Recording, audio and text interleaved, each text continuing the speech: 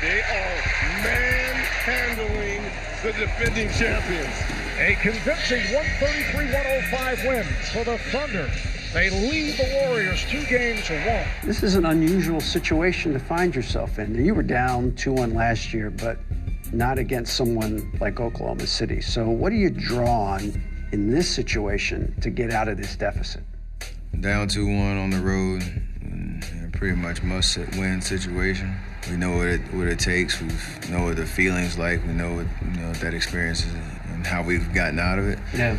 This is obviously a different team that has different strengths, also different weaknesses that we need to go out and execute and do what we're capable of. Mm-hmm. We've shown glimpses of that, but 2 games now we've lost, our composure when it comes to just sticking to our game plan. This is a different experience than last year, so one that we're ready for. I like the challenge. You've played against OKC many times and you know what they're good at, but it seems like in this series, the first 3 games, they are especially locked in, and their other guys are making contributions, and I wonder if that's something you just have to live with.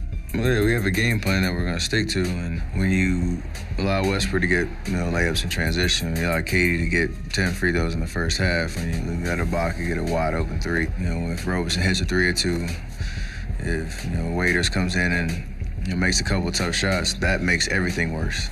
If you don't control the things that we're supposed to control. They're obviously a talented team, and you can't take everything away, but there are certain details that get them going and get them feeling good about themselves that we didn't handle very well.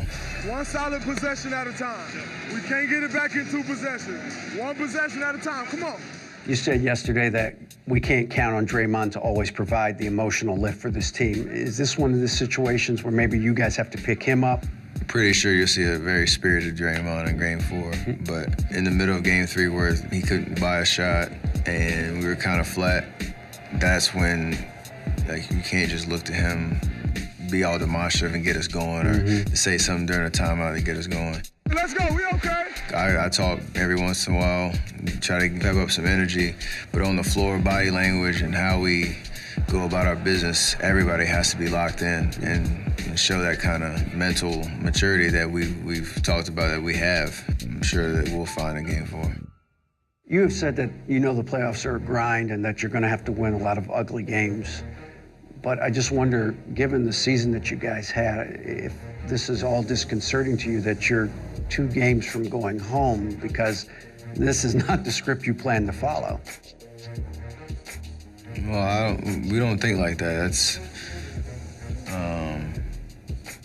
That was one of my comments to the team is there's no other option but to win Game 4 and figure out how we're going to get out of the series.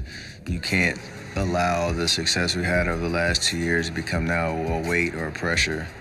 We have high expectations for ourselves, and we have a vision of where we want to be at the end of the season. We got to get there.